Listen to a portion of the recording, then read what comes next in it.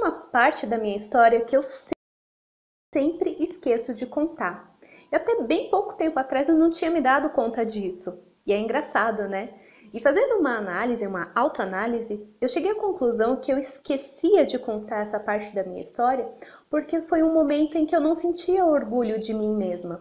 Eu sentia vergonha de ser quem eu era, de estar como eu estava. E de alguma forma, acho que para me proteger, eu esquecia dessa parte. Era uma parte delicada para eu contar. E é isso que eu quero falar aqui com você hoje nesse canal, nesse vídeo. Bom, meu nome é Aline Macedo, eu sou coach de liberdade profissional, idealizadora dos programas de coaching Liberdade Profissional e o projeto Vestida para o Sucesso. E hoje eu quero te contar então essa parte da minha história e ao que ela se refere. Se você já me acompanha há um tempo, seja no meu site, no meu canal, você já conhece um pouco da minha história, mas para quem não conhece eu vou contar bem brevemente e vou acrescentar essa parte. Eu nasci numa família simples, no bairro do Jardim Capela, que fica na região sul da capital São Paulo, fica depois do Jardim Ângela, um local ainda bem precário, negligenciado muitas vezes socialmente. E a vida assim naquela região era muito difícil.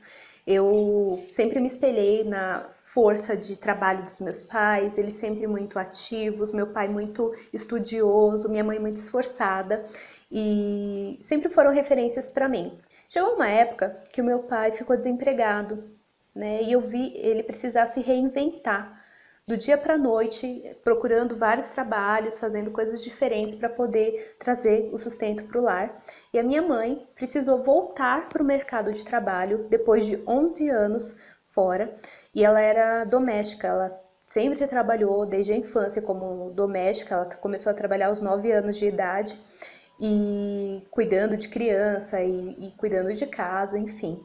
E não pôde estudar naquela época. E depois, quando ela casou e teve a mim e a minha irmã, ela decidiu ser mãe em tempo integral para poder cuidar da minha saúde. Eu não tinha uma saúde muito forte quando eu era criança.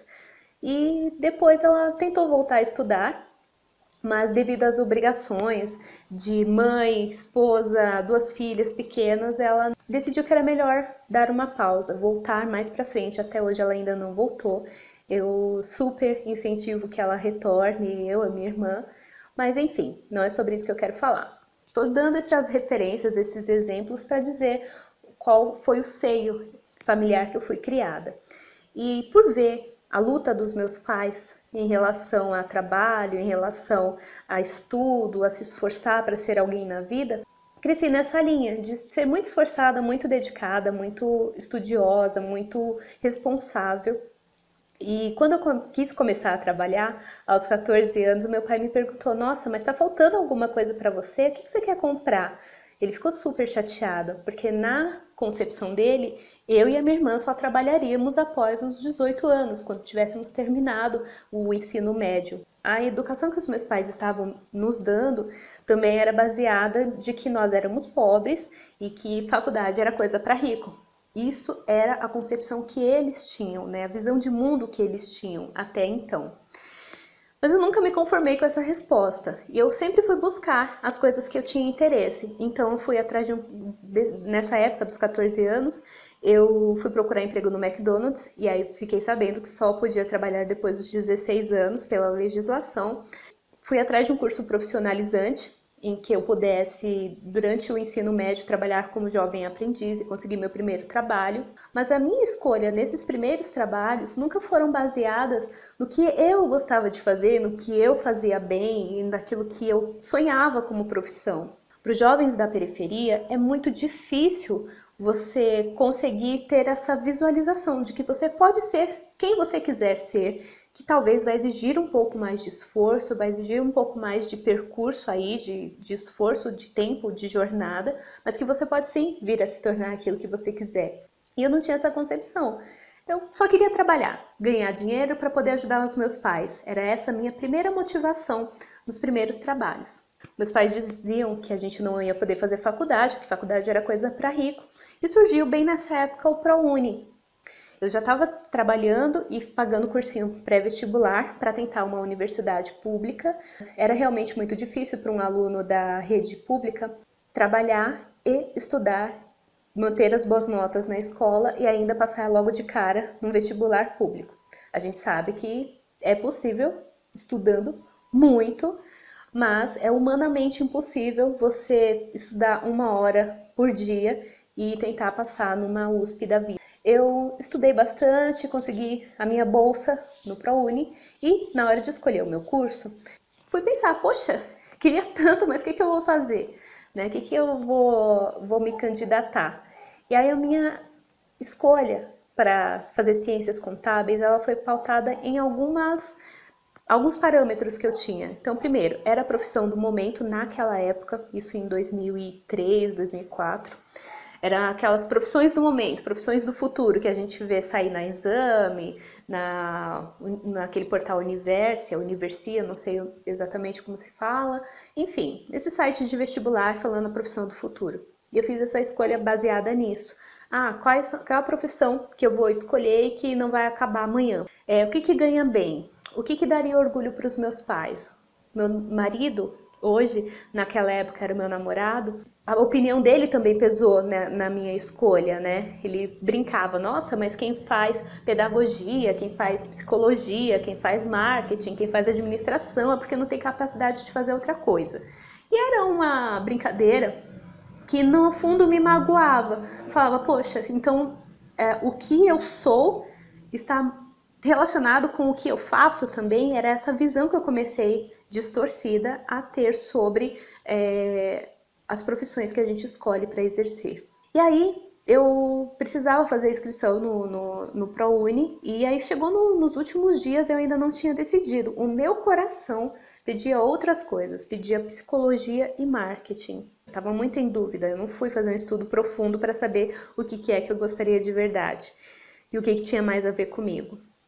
Mas a, entre aspas, expectativa das pessoas ao meu redor e do mercado de trabalho em si, né, para falar quais eram as profissões que teriam mais tendência de crescimento, eram as faculdades relacionadas mais a essa área de finanças, crescimento de mercado, comércio exterior, enfim. E aí eu acabei decidindo por ciências contábeis. E quando eu entrei no curso, eu sou uma pessoa muito esforçada. Eu fui até bem, mas era um esforço muito grande, muito grande. Eu tinha que fazer um esforço tremendo, enquanto as outras pessoas às vezes faziam exercícios com o pé nas costas, estavam lá super interessadas, prestando atenção. Eu estava morrendo de sono, morrendo de vontade de ir embora. Qualquer coisa era muito mais atrativa, mas eu me dediquei, fui até o final. Eu não podia desistir na minha cabeça, porque seria muito mais difícil entrar novamente na faculdade, através de bolsa novamente, e talvez decepcionaria aos meus pais. Era o pensamento que eu tinha na época. E se você me perguntar, Aline, você conversou com os seus pais sobre isso? Você falou com eles em algum momento que você não estava gostando e que talvez se existisse a hipótese de mudar de curso, você tentaria fazer isso? Não. Eu sempre fui muito de engolir as coisas que eu sentia, sempre fui muito de colocar para dentro as coisas que eu não queria mais, que me incomodavam, que eu gostaria que fosse de outro modo. E aí, o que acontecia comigo? Eu implodia. Ao invés de ser aquela pessoa explosiva que chega e fala e briga, enfim, nenhum dos dois comportamentos é bom, nem ser explosivo demais e nem implodir. Eu guardava tudo, eu engolia tudo, colocava tudo para debaixo dos tapetes dos sentimentos. Com o tempo, me formei, comecei a buscar estágio na área, cresci na carreira, mas chegou um momento em que aquela rotina toda e ter que me esforçar para estudar coisas que eu não gostava, eu amo estudar, quem me conhece sabe que eu sou uma CDF, aquilo tudo me machucava muito, me matava por dentro todos os dias.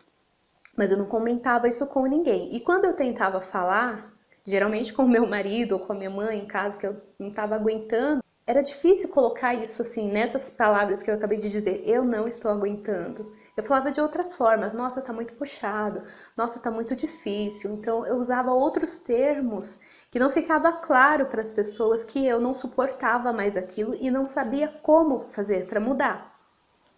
E o que aconteceu foi que eu entrei em depressão depois de alguns episódios de assédio moral, depois de engolir muita coisa. O estopim foi os episódios de assédio moral. Eu fiquei 2 anos me tratando para recuperar a minha autoestima, fortalecer a minha autoestima, tanto pessoal quanto profissional, para começar a trilhar um novo caminho, algo que eu realmente gostasse de fazer. E a parte da história que eu esqueço é justamente o comecinho desses 2 anos, quando eu fiquei em depressão. Eu morria de vergonha de, entre aspas, não ter aguentado o tranco, de não ter sido forte o suficiente para levar aquela situação de assédio moral para frente, desenvolver aquilo e falar com os meus superiores, ou mudar de emprego, ou enfim.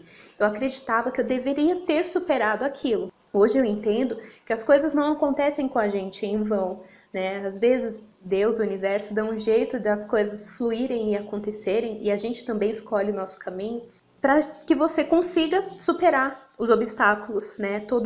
Toda coisa que parece ser muito difícil, na verdade é um processo evolutivo que você está passando. E para mim foi um processo de evolução muito grande, foi um divisor de águas na minha vida. Hoje eu encaro como positivo, naquela época foi muito difícil mesmo. E aí essa partezinha da história que eu quero contar, que eu sempre esqueço, é o seguinte: eu em casa, procurando todos os dias na internet coisas para fazer em casa, coisas para começar a ganhar dinheiro a partir de casa. E vinha um monte de coisa de pirâmide, coisas para você vender, que falavam que você ia ganhar rios de dinheiro, enfim, nada daquilo me conectava. E aí comecei a ver em alguns sites, em alguns blogs, algumas dicas para você começar a partir de algo que você gostasse muito. E o que eu gostava muito naquela época era bijuterias e acessórios, maquiagem. Eu ainda gosto muito disso, adoro, na verdade. Eu pensei, poxa, então pode dar certo, né? Eu posso comprar algumas peças lá na 25 de março. Eu moro em São Paulo, quem conhece aqui a 25 sabe que é bem legal para comprar esse tipo de produto. E eu pensei, poxa, eu posso ir lá e começar a revender. Mas eu nunca tinha vendido nada na vida. E aí, poxa, era um desafio muito grande. E aí minha mãe me incentivou, falou, não, olha que legal, realmente dá sim para você fazer isso, mas onde você vai expor? Como você vai fazer para poder vender isso aí? Eu queria montar uma loja, queria abrir uma lojinha, mas eu não tinha dinheiro, porque todo o dinheiro que eu tinha ganhado, que eu tinha feito até ali, ele estava sendo investido em coisas materiais, né? Minha casa, carro, essas coisas que quando você é jovem são as prioridades para você construir uma vida material mais, entre aspas, segura. Ela deu a sugestão, por que você não monta uma banquinha aqui na garagem de casa, da casa dela, porque eu não tinha onde eu morava, não era um lugar de fluxo de pessoas, e a minha mãe mora lá ainda no Jardim Capela e era uma rua de posto de saúde. E passava um fluxo interessante de pessoas. Ela falou, então por que você não monta uma banquinha simples aqui dentro da garagem de casa, você não fica pro lado da rua, e as pessoas que passarem vão ver você e vão vir olhar o que você tem. E foi uma banquinha tão simples, tão singela, né, humilde. Eram 2 mesinhas assim juntinhas e eu colocava as peças ali expostas, tentava colocar da melhor maneira possível, mas o meu ego ainda estava muito inflado, né? Eu ainda estava muito machucada. Então toda vez que eu montava tudo aquilo e sentava atrás da mesinha, eu rezava para não passar ninguém conhecido da minha época de escola, alguém que sabia da minha trajetória profissional que estava indo muito bem. De repente eu tô atrás de uma banquinha na rua do posto vendendo bijuterias. E aquilo para mim hoje é motivo de orgulho, eu conto isso com muita felicidade, porque foi o primeiro passo para eu começar a sair daquele processo de trabalhar com o que eu odiava para algo que eu realmente adorava fazer. E quando vinha a pessoa para eu atender, eu gostava muito, né? Conversava com ela, sabia um pouco da história, comecei a ter clientes fiéis. E a partir disso, a partir daquelas vendinhas ali que eu ia fazendo, tinha dia que vendia um pouco mais, tinha dia que vendia um pouco menos. Eu ainda estava em depressão, então não conseguia ir todos os dias. Eu tinha meu filho pequeno, então às vezes também estava cuidando dele, ou até levava ele comigo, mas tinha que ir embora mais cedo, porque nós fazíamos esse trajeto de ônibus. Depois disso, depois de uns 6 meses, por aí 8 meses, eu consegui, junto com os meus pais e meu marido, abrir a minha lojinha ali do lado. Ainda era na rua do posto, mas era uma lojinha bem simplesinha também, mas que foi feita e decorada com muito amor e carinho. Meu pai construiu desde o primeiro tijolinho até o acabamento, e eu fui com o dinheiro que eu ia fazendo das bijuterias e com a minha remuneração do INSS, montando cada coisa. E eu investia cada centavo, retornava para o negócio, eu não tirava nada para mim. E aí, eu ainda estava em tratamento da depressão, como eu falei. Em um determinado momento, eu falei, não quero mais parar com isso. Eu não quero, tá muito pesado, tá muito difícil. Porque eu tinha que ir para 25 comprar as coisas. Eu voltava com muito peso e aí voltava de ônibus. Tinha que fazer o controle de estoque, tinha que atender, que limpar, enfim. Quem é empreendedor, quem está começando um pequeno negócio, sabe que você é a empresa. Então, eu não estava ainda emocionalmente tão fortalecida, então tinha dias que eu ia atender o cliente que eu me sentia interpretando um papel. Eu não estava com aquele sorriso que eu mostrava no rosto, ele não estava por dentro da minha alma ainda. Ele ainda era um sorriso mais trabalhado, digamos assim. Mas eu fui muito feliz também nessa época. Tinha dias de muita oscilação, tinha dias que não estava tão bem, tinha dias que eu estava bem melhor.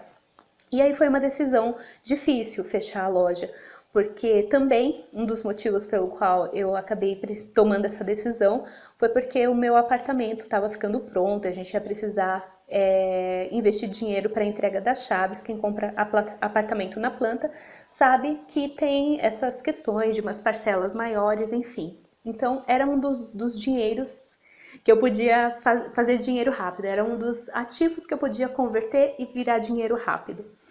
E aí eu pensava, não, mais pra frente eu posso voltar a fazer isso. Enquanto isso, eu vou me tratar. Era uma das recomendações, inclusive, das psicólogas, porque eu fazia 2 tipos de terapia, para poder desacelerar e olhar para mim, cuidar de mim. Mas esse processo foi interessante, foi importante também, porque eu despertei para as coisas que eu gostava. Eu passava um batom, passava uma maquiagem, colocava um acessório, colocava uma roupa que eu gostava, e essa responsabilidade de abrir o meu negócio e abrir o meu comércio, ela me fazia levantar da cama todos os dias e não só sobreviver, não só cuidar do meu filho e garantir que ele chegasse ao fim do dia bem, porque era bem isso o começo da depressão, era manter a sobrevivência, se preocupar com a sobrevivência. Então foi um processo que me ajudou a olhar para as coisas que eu gostava e saber que a partir daquilo existia uma grande chave para me conectar com algo que eu tinha nascido para fazer e que eu ainda não sabia o que era. E que eu acredito que a gente não foi rotulado lá no céu na hora de vir para a Terra. Você vai fazer uma coisa só para sempre. Você tem o livre-arbítrio, você pode escolher quais são as atividades profissionais que você vai exercer para cumprir aquela espinha dorsal da sua missão. E eu descobri ao longo do tempo que eu amo estar com pessoas, eu amo desenvolver pessoas, eu amo ouvir histórias de pessoas e ajudar elas a partir daquele ponto a chegarem num lugar melhor, onde elas desejam na verdade estar e não conseguem, não sabem como fazer isso. Eu tô te contando essa história para te dizer que assim um meio, assim um caminho, e que ele vem a partir do que está aqui dentro, aquilo que você traz como verdade dentro do seu coração, e que às vezes, por causa das interferências externas, você não consegue ler, não consegue perceber, você não consegue escutar, você não consegue desenvolver, porque você está muito mais preocupada com o que os outros esperam de você, com o que os outros acham que você tem que fazer, com o que os outros acham que você deve fazer. E não que isso não seja importante quando diz respeito às pessoas mais próximas de você, da sua família, as pessoas que realmente vão se importar com você se tudo der errado e vão te ajudar. Mas tem muitas vezes a gente olha para o status que você representa para o mundo exterior, né? Quando algum colega de trabalho me ligava para saber se eu tinha melhorado, se eu estava melhor, eu queria morrer, porque eu não estava bem. E eu queria contar uma história de sucesso na minha vida. E o meu significado de sucesso, naquela época, ele ainda estava muito distorcido. E era realmente um problema de autoestima. Eu não sabia o meu valor, eu não sabia quais eram as minhas qualidades, quais eram minhas capacidades, quais eram os meus talentos. Eu não sabia dizer sim para o que eu gostava e dizer não para o que eu não queria. Eu não tinha uma autoimagem positiva. Eu não conseguia falar de mim sem dizer o que eu fazia como profissão. Estava muito ligado o que eu fazia como profissão com a minha definição de ser humano. E quando você tem uma autoestima fortalecida, você não precisa dizer o seu cargo, você não precisa dizer para onde você viajou, o que você fez, o que você deixou de fazer. Você conversa sobre ideias, você conversa sobre conceitos, você conversa sobre a vida com mais naturalidade. Se você se identificou um pouquinho com algum pedaço dessa minha história, eu acho que é importante eu colocar aqui que eu estou abrindo esse capítulo da minha história, porque talvez tenha pessoas aí que estão me assistindo do outro lado que se anularam durante muito tempo e que até esqueceram coisas importantes da sua jornada, esqueceram coisas importantes da sua história, até como um mecanismo de defesa do cérebro. Então, se tem algum pedaço da sua história que você simplesmente fez questão de deletar por alguma razão, não importa a razão qual foi. Olha a partir de agora qual é a pessoa que você gostaria de ser, quem é que você quer se tornar e por que você está buscando isso. O que você tem aí dentro do seu coração, dentro do teu peito, que fala alto com você todos os dias, pedindo urgência, pedindo a sua atenção com urgência. Porque o teu propósito, a tua missão, a tua liberdade profissional, sua liberdade pessoal e a construção da sua autoestima e independência financeira, elas estão intimamente ligadas com aquilo que você veio no mundo para fazer. E pode ser que não seja uma atividade remunerada, você não vai ganhar rios de dinheiro, não seja o seu objetivo ganhar rios de dinheiro com o trabalho que você vai exercer. Mas tenha claro que, seja o que for que você decidir fazer, todas as coisas vão conspirar para que isso dê certo, se estiver alinhado com o teu coração, com a tua alma, com a sua missão de vida. Esse é o meu recado de hoje, esse vídeo longo, mas espero que tenha conectado aí com você. Eu sou a Aline Macedo, sou coach de liberdade profissional, idealizadora do programa de coaching Liberdade Profissional e do projeto Vestida para o Sucesso. O projeto Vestida para o Sucesso é um programa para recuperação e fortalecimento da autoestima feminina e capacitação de mulheres para a independência financeira. Se você quer saber um pouco mais sobre ele, entre em contato comigo, eu vou deixar os contatos aqui abaixo. Um grande beijo, abraços e sucesso!